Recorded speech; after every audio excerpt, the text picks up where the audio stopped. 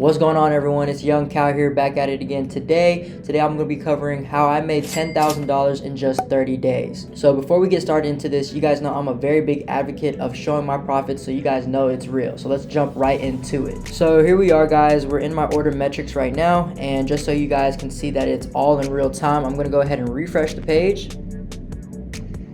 And then once this page loads up, I'm going to go ahead and adjust the dates from when the campaign first started. So that would be on the 29th to August 26th. And boom, let's scroll down. And as you guys can see right here, in about 30 days, I was able to do about $10.8 thousand in profit. My ad spend was $23,000 right here. You guys can see my revenue overall in just 30 days is $53,000 right now. My cost of goods is hovering around $17,000, which resulted in me generating $10.8 thousand net profit. Here you guys have it. Here's my live dashboard of my Shopify. And just so you guys can see that I'm not lying at all, I'm gonna go back to the same date, July 29th, all the way up until today. And here you guys have it, did 53,000. And you guys can see right there, it's very congruent, 53,000. It's probably off about 50 bucks right here just because it's synchronizing, but 10.8K, I'm living with that in just 30 days. That's doctor's salaries right there, and we're able to generate this through the power of e-commerce. So before I go ahead and jump right into this, you guys know that Supreme Ecom always gives away a free consultation call every single week. And before I wanted to break down the step-by-step process and what I did to generate 10.8K in profit, I wanted to give away the winner for last week. And that winner is Jamie Martin. Congratulations, Jamie Martin. Make sure to reach out to us on Supreme_Ecom on IG, letting them know that you won Calvin's giveaway on the YouTube video. That way we can go ahead and schedule your 30-minute free consultation call. And on these calls, we're able to cover anything from product research to how to structure your ads, how to even analyze your ads. Maybe it's even how to design a store or even a product page. These are things that we can help guide you guys on with our expertise. And we're really looking forward to be able to help each and every single one of you guys today. If you guys want to get a chance to be able to win the giveaway for next week, make sure to do these 3 things. Make sure to like this video, definitely make sure to subscribe to Supreme Ecom, and comment the word consistent with your biggest takeaway down below. And I really just wanted to make this very clear that it's important to find people who are currently doing what you want to do within this world. That way you can mitigate on costly mistakes that you would make on your own. With that being said, let's jump right into it.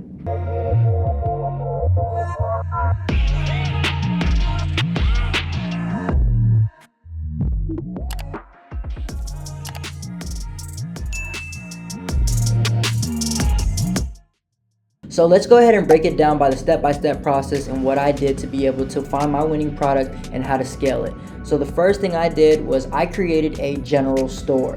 Guys, with this general store, there is nothing special about it at all. I just know how to make it very congruent, very simple, and very clean. That way it is built to convert. Here at Supreme Ecom, we recommend utilizing general stores because they are way more cost efficient and way more time efficient. Imagine building a one product store or a niche store and it fails. What do you have to do again? Build a whole new store, get a whole new domain, a whole new Facebook page. That just is a rinse and repeat cycle of just starting over all again. With when a general store, if a product fails, you can just simply take down that product and add your new one that you want to go ahead and test. So here you guys have it. This is my general store here that I ran way back before. It's not the one that I'm currently running right now, but it definitely gives a very great example of what a general store should even look like. And as you guys can see, it's very simple and very clean and cut. I'm not trying to do too much. I'm just simply giving them that branded feel and making it congruent all throughout. So as you guys can see here, it's literally a brand statement. I have a slideshow with an image with some corny text that, makes it more emotionally appealing to the audience. And then I have my products that I was selling or testing at that time.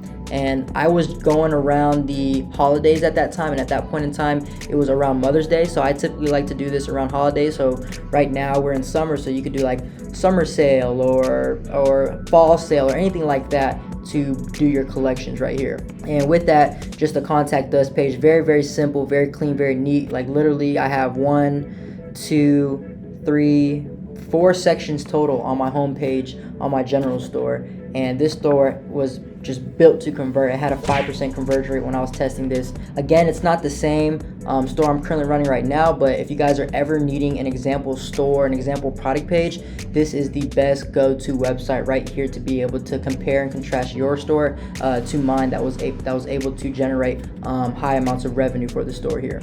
So after designing the store, the next and main crucial thing that it boils down to is product research and product validation.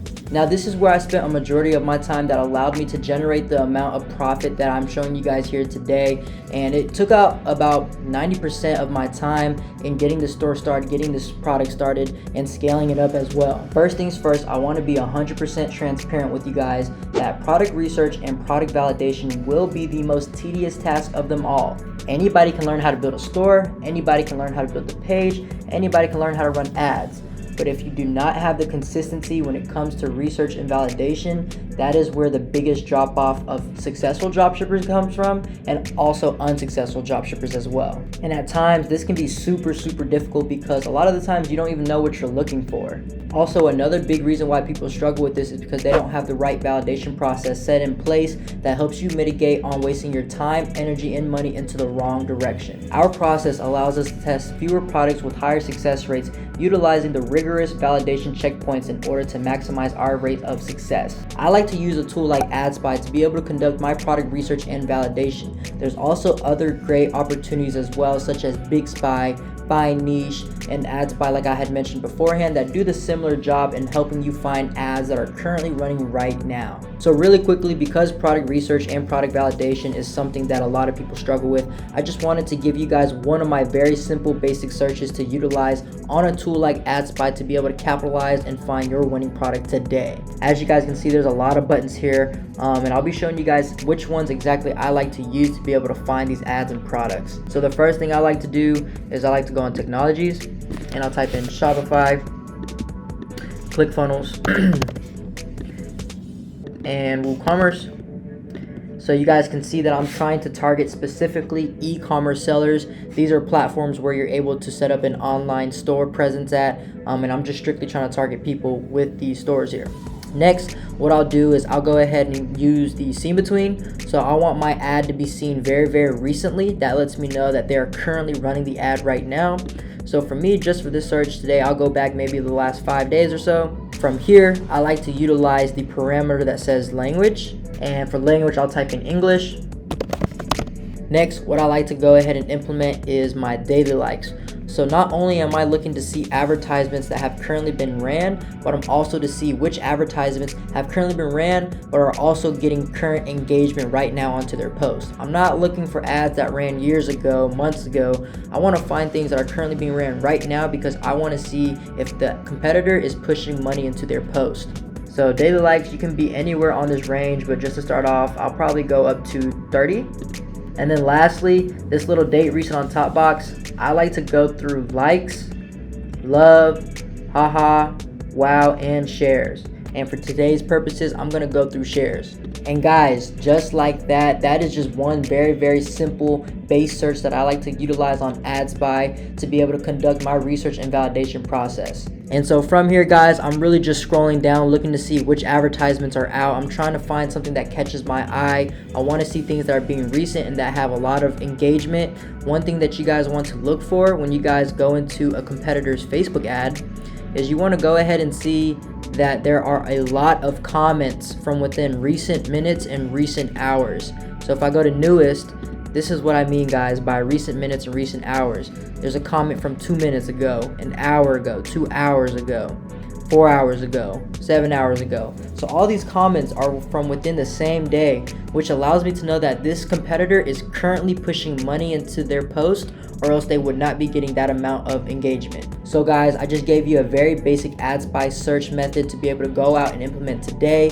But with that, you guys also want to ensure that you are getting your products for a 2.5 margin. So by doing that, all you have to do is take your total cost of goods and multiply that number by 2.5. If that number is below what your competitor is selling it for, that means you are able to get that for a 2.5 margin. Guys, another thing that you guys want to look for is the Google trend. So you guys want to see if you guys are before the trend, on the trend, or after the trend. So So if I'm looking up a product like dog bed, for example, I like for my blue line to do one of two things. And the first thing is what it's showing right here. You guys can see this little 50 search line right here. I like for my blue line to stay above this year round, because that shows me that there is a demand and a consistent want year round. It's not anything seasonal. The second thing I like to look for is anything that is trending drastically upwards, and you guys will be able to see that as it'll literally just look like a roller coaster going up. So guys, there are 3 things that you guys want to keep in mind when it comes to deciding on your products, and one of the first things is deciding whether or not that product is a problem solver. Does this product have consistent customers that are always trying to buy something to cure this constant problem? If so, that is a very, very good indication that that product has some longevity to it. Secondly, does it have a wow factor? And so what I mean by a wow factor is, does this product have a certain feature that is way different from another similar product or in any type of product within that same category or niche? And lastly, can it be found in stores?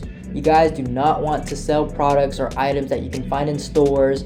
I have students come to me sometimes with the dog bed, for example, but you guys have to understand, we do have a Petco, a PetSmart, and people can literally walk right into it and buy the dog bed right then and there. So you guys want to ensure that these products are problem solvers or wow factors in order to really entice the offer to your customers. Now, to wrap up the product research and validation process, you guys want to ensure that there are competitors in the market selling the product right now successfully. Now, I get this question asked a lot: Cal, why are we looking for products when there's a whole bunch of people selling the same item? Doesn't that mean the product's saturated? And my answer to them is, a product is never saturated, only the creative is. You want to utilize these competitors who are selling it successfully to validate that the product works. That way you can simply just go in and be better than them in some form or some fashion to be able to wipe them out completely and dominate the market share. Now that we've got product research and validation out the way, when you've decided on a couple of products that do meet those criteria, it comes down to ultimately setting up the high converting product pages and their upsells. Now, I won't go too much into depth about how the product page should look, but I will show you guys a very brief example of how a high converting product page looks. That way you can maximize on all your traffic that comes to your landing page and convert that with a high return on ad spend. So as you guys can see right here, this is an example product page that I built just to be able to show you guys how a product page should look. So what you guys want to do is you guys want to gather your top 4 to 6 features and benefits. With that, you also want to grab the top 4 to 6 descriptions to go alongside with the benefits. And lastly, you want to grab 4 to 6 images and GIFs to be able to go alongside with your text. So now, as you guys can see here, I have my feature and benefit bolded up top right here. Down below, I then have a description, a short description, and then a GIF. So it's almost like a 1, 2, 3 punch.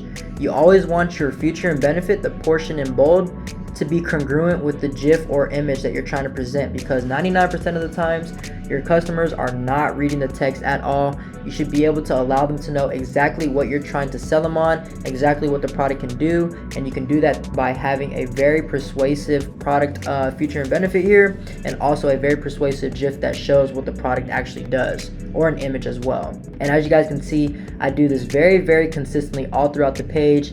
I do this for about 6 benefits max, as you guys can see. So 1, 2, 3, 4, 5. I have 5 here, but 6 is the maximum of what I would go up to, just because you don't want to make your product page way too long, and you also don't want to make it too short. So as you guys can see here, if I scroll down 1, scroll down 2, scroll down 3, they're already at the end of my product page, and that's exactly how you want it to look. So you guys know exactly what your product page should look like. There are a few apps on the product page that I would recommend that I won't go too much into depth about, but I will list them out here. So you will need Booster Sticky Add to Cart, frequently bought together for your upsells, and also volume discount quantity break to be able to give a bigger incentive of purchasing more than one with a bigger discount back for your customer. And lastly, you also want a review system set in place, so that way it can boost up your conversion rate when customers do come through to your page and overview your reviews to see if it is legitimate or not. And as you guys can see right here, like my reviews, the texts are super lengthy. They don't sound robotic. They're not those cheap AliExpress reviews. that just say perfect item or excellent quality. These reviews actually tell a story on the review section to be able to hook the user's emotional connection. So now that we have done our product research and product validation, we've designed our store, and we've also designed our product page with the upsells and apps, it's time to think ahead about our creatives. Now, the biggest thing to have besides your product is the creative itself. This is what is going to be able to drive your traffic from point A to point B, with point A being your advertisement and point B being your product page. Look, when running ads, it ultimately comes down to being able to win the bid. Now, what do I mean by that? So there are X amount of marketers in the same space as you. Those who are doing well are driving the cheapest traffic and most highest quality traffic to their store, giving them the upper hand advantage. Now with this, it is costing them less to acquire a customer. As a marketer, you do have to be able to get a piece of the pie in order to compete in the first place. So what I did was I gathered all the top best competitors in my space, and I did a very in-depth and thorough analysis on the current ads they are running right now to be able to give me an upper hand advantage. This is simply just called a pros and cons list that I like to do for my competitors,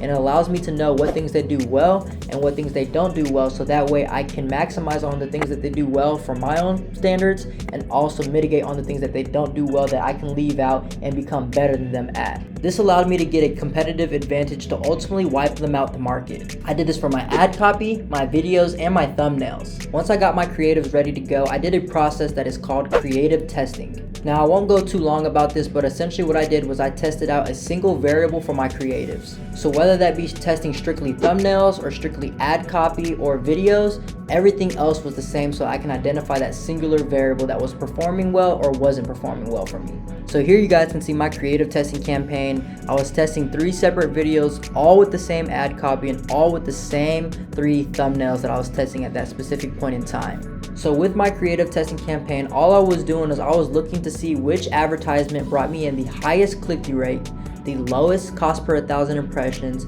the lowest cost per click, and the lowest cost per unique link click while having the longest video average play time. Essentially, a creative testing campaign allows you to measure the overall effectiveness of whichever creative will drive in the most cheapest and highest quality traffic in first before you initially launch it out into a purchase campaign where you're spending hundreds of dollars. Once I tested for my winning creative, it was time for the fun stuff. Now this is where I began my cold audience campaign, and if you guys don't know what a cold audience campaign is, it's simply a campaign where you're just testing different interests to be able to collect data back for you. Now with that being said, I took my winning creative and I began to outline this campaign. So to create a cold audience campaign, what you guys want to do is click create, conversions, continue, up top campaign name, just name it cold audience. Scroll down to campaign budget optimization and turn this on. You can leave it at 100 because you will have 10 ad sets in here. And really quickly, just so you guys aren't just sitting me here watching me set up the entire ad set level, I'm going to go ahead and briefly fill it out, and we'll go ahead and reconvene right when I get to the interest selection part.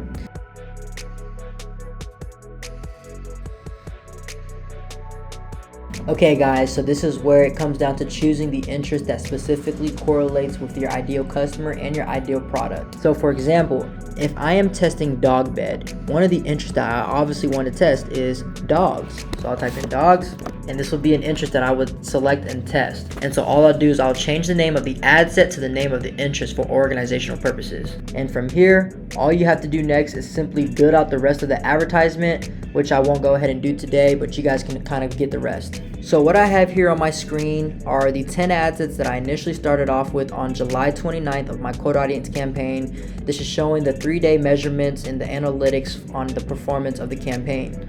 So as you guys can see, early on I was really able to identify that the interest HIP was a very, very high producer for me. As you guys can see, it got 3 purchases within the first 3-day time span with a 5.19 return on ad spend. That means I'm making almost $5.19 for every dollar that I've spent on that particular ad set. So as you begin to start your cold audience campaign, these interests will start to present themselves as they start to be top producers for you. And once you have an interest that has a minimum of 3 purchases with at least a 2.6 return on ad spend, this is where you can go ahead and do a process that's called a vertically scaled best interest campaign.